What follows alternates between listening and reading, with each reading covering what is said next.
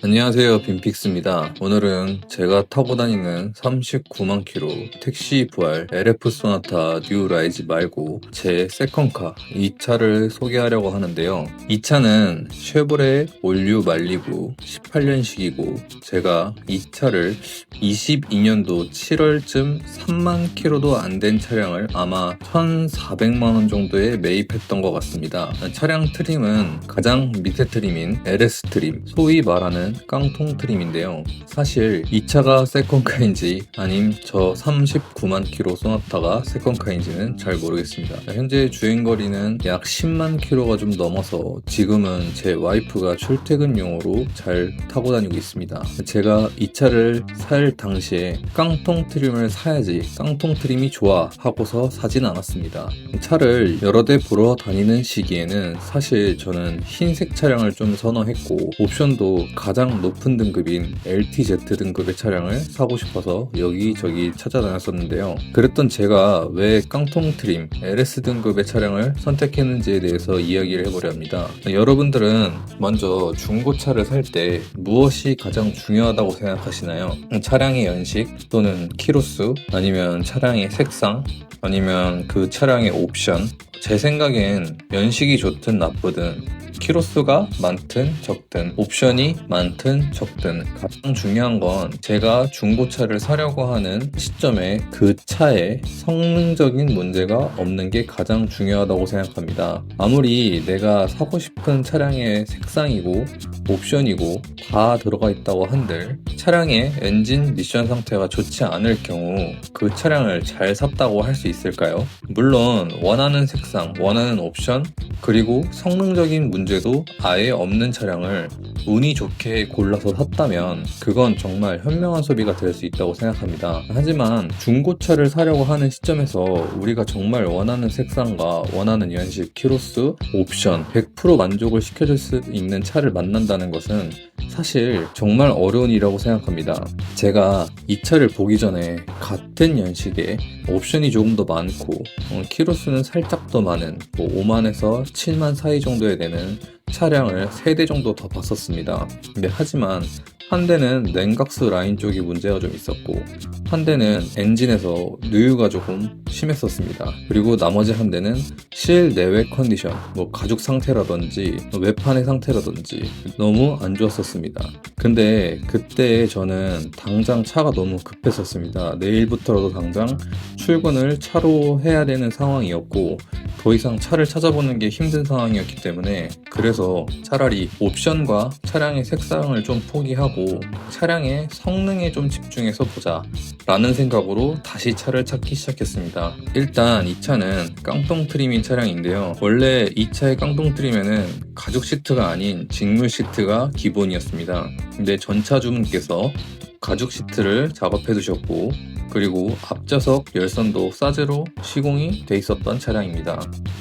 이외에 별다른 옵션이랄 거는 없는 차량이지만 제 생각엔 이 정도만 있으면 충분하겠다는 생각이 들었고 그때 당시에 고작 4년 지나고 3만 킬로도 안 된 차량인데 쉐보레, 르노, 쌍용이라는 이유로 차량 감가가 너무 심했기 때문에 이걸 사서 잘 타면 가성비겠구나 라는 생각이 들어서 이 차를 선택했던 겁니다.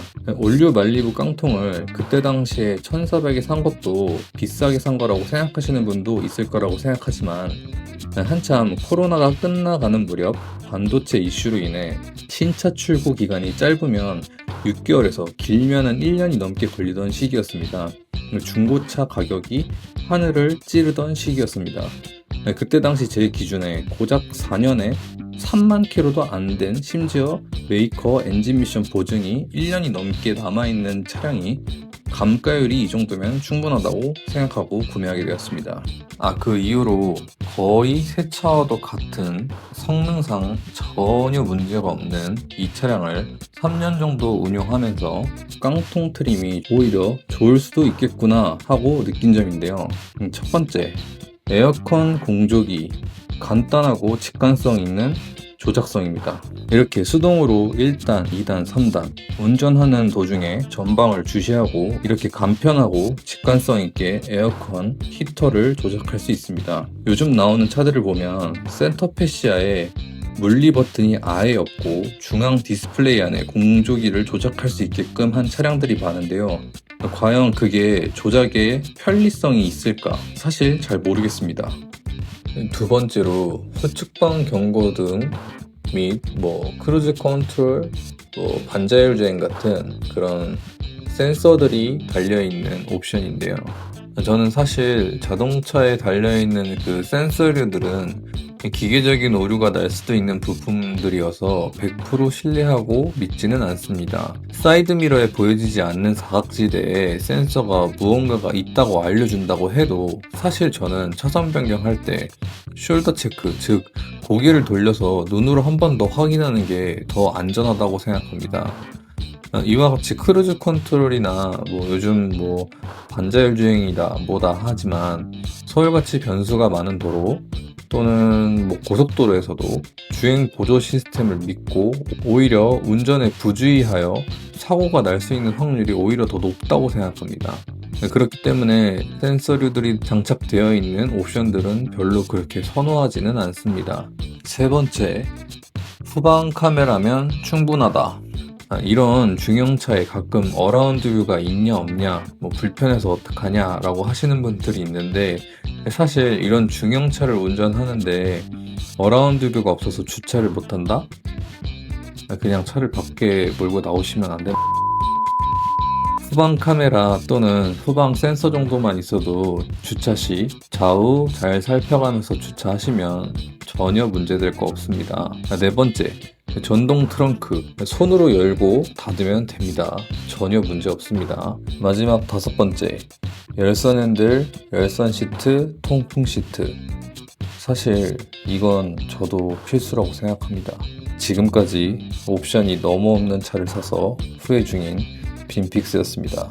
오늘 영상 여기까지 하겠습니다. 구독, 좋아요 부탁드리겠습니다.